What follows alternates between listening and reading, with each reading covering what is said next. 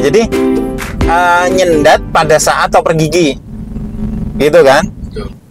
Kalian pasti ngerasain nih, asal habis mau oper gigi itu ngedet. Kalau buka gasnya dulu begini, dudut, nah udah pasti tuh. Tapi kalau kalian bukanya berbarengan dengan nginjek kopling, maka yang didapat itu langsung bener-bener halus. Nih perhatikan, set, nah baru oper gigi 3. Nah ini langsung dipraktekannya di jalan raya ya, jadi biar nanti kalian langsung tahu. Nah sekarang syarat untuk masuk gigi ini yang terang banget ya.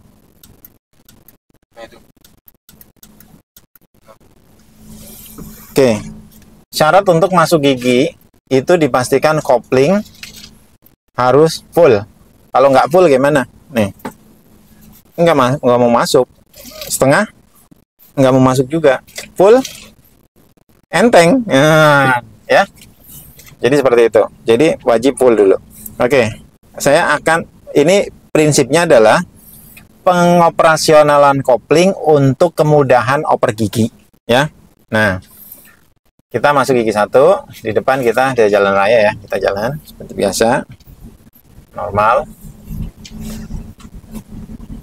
San kiri dulu, lalu lihat kendaraan datang terlebih dahulu, cek kendaraan datang terlebih dahulu ya.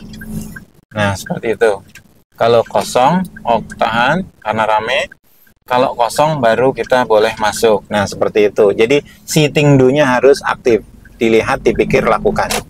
Oke, nah perhatikan, ini masih gigi 1, lalu jalan sebentar, karena gigi 1 itu bukan untuk jalan ya, jadi untuk start.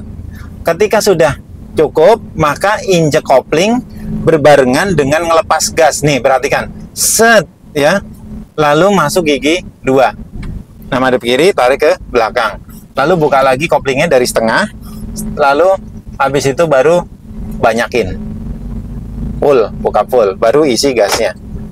Nah jadi seperti itu cara-caranya. Lalu kalian pasti ngerasain nih, asal habis mau oper gigi itu ngedet, bener gak sih? Nah jadi nyendat pada saat oper gigi, gitu kan?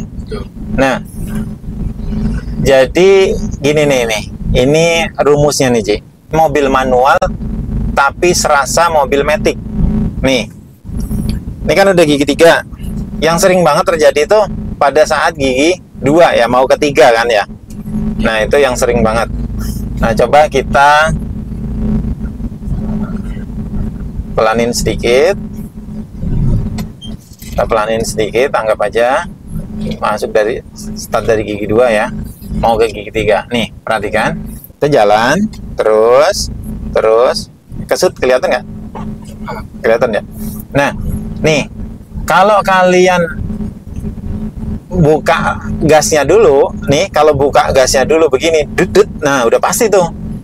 Tapi kalau kalian bukanya berbarengan dengan nginjek kopling, maka yang didapat itu langsung bener-bener halus. Nih perhatikan, set, nah baru oper gigi 3. Nah setelah itu buka setengah, setelah setengah masukin gasnya secuil, baru buka banyak, lalu lanjut gasnya kembali. Nah ditambahin. Jadi seperti itu cara-caranya.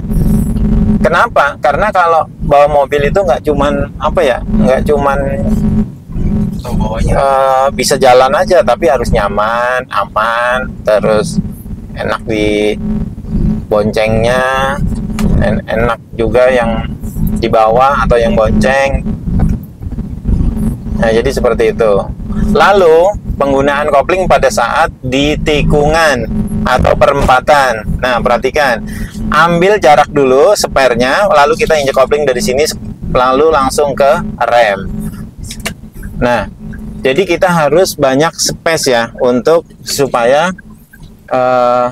kopling kita lebih nggak gugup. Lalu setirnya kita pakai tangan satu yang model begini, ngebalikinnya begini. Nah oke, lanjut. Setelah Tadi gigi 2 ya, karena kan nggak terlalu pelan banget ya. Nah, lalu masuk ke gigi 3-nya, kembali lagi injek kopling full berbarengan dengan buka gas. Nah, itu nggak ada rasa sama sekali, enak banget tuh. Lalu pindah ke gigi 3, maju, lepas, dorong.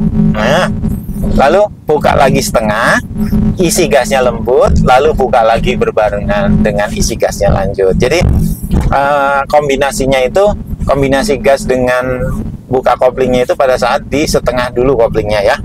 Jadi seperti itu. Nah, terus pada saat jalan macet atau jalannya rusak tuh, depannya jalannya rusak. Dari sini kalian sudah nginjek kopling.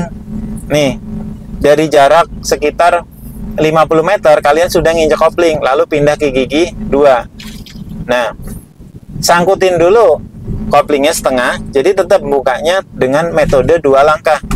Setengah dulu sudah dapat, maka gasnya sudah mulai masuk di situ, gitu ya. Oke. Apalagi tuh? Nanya apa lagi, Ci?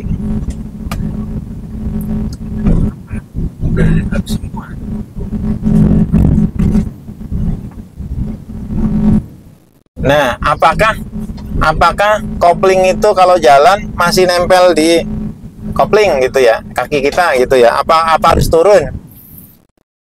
Sebenarnya begini, kalian harus paham, jangan informasi itu ditelan mentah-mentah ya. Jadi jangan gini dikit ya, informasi itu jangan ditelan mentah-mentah terkait apakah kalau mobil jalan itu harus tetap di kopling, kaki kita disandarin di kopling, atau kaki kita turun seperti ini gitu, seperti ini. Apakah masih harus begini, apakah harus turun pada saat jalan ya. Nah, yang benar jadi seperti ini, saya kasih pemahaman. Jadi informasi itu jangan ditelan mentah-mentah. Kalau di kopling begini bisa ngabisin kopling gitu ya, bisa ngabisin kampas kopling maksudnya kalau ditekan terus gitu. Sedangkan kita harus tahu nih, sebenarnya kalau sudah kenceng banget seperti udah kayak di tol itu ya udah dilepas aja karena kita udah nyantai karena kecepatannya tinggi kan. Tapi kalau kita posisinya kayak masih di gigi 2, gigi 1, gigi 3, jalannya jalan kampung sempit-sempit, ya wes kita tetap standby. Jadi di sini pengertiannya adalah pada saat kita standby di kopling ini bukan berarti neken ya. Jadi nggak ada pengaruhnya sama sekali. Dalam komponen transmisi itu ada namanya flywheel, teklaker, lalu di tengah-tengah kopling itu ada matahari dan apa disebutnya kampas koplingnya tersebut. Sedangkan kalau kita mau ngaktifin deklakernya, jadi tuasnya itu biar renggang gitu si antara kampas koplingnya itu.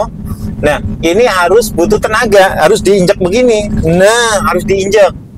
Jadi baru renggang apa kampas koplingnya. Tapi kalau nggak diinjak boro-boro mau renggang, dipastikan pada saat posisinya cuma disandarin doang begini, ini nggak pengaruh apa-apa ya di kopling. Gitu aja sih teman-teman ya. Jadi biar tahu kalian, jadi biar nggak apa yang bagi pemula-pemula juga harus turun dulu, harus naik dulu, harus turun dulu. Ini nanti akan merepotkan. Jadi dipastikan kalau pada saat kalian belajar tetap standby di sini. Ya, tetap standby di kopling. Berarti khususnya perbedaannya kalau untuk yang matic tidak perlu kaki kiri. Kalau apa? Untuk matic apakah diperlukan juga untuk kaki kiri mobil matic? Kalau untuk matic nggak ada koplingnya. Ya, cukup ya. Jangan lupa teman-teman yang sudah mampir ke sini, saya berharap sekali ketika sudah melihat channel ini, saya mohonlah untuk meninggalkan jejak, entah subscribe, entah komen, entah like gitu ya. Saya berharap, karena suatu kehormatan sekali bagi saya jika kalian mampir ke channel saya meninggalkan jejak. Sebaik-baik orang adalah orang yang bisa bermanfaat untuk orang lain. Dan yuk kita tetap share dan berbagi ilmu. Berbagi ilmu itu indah loh.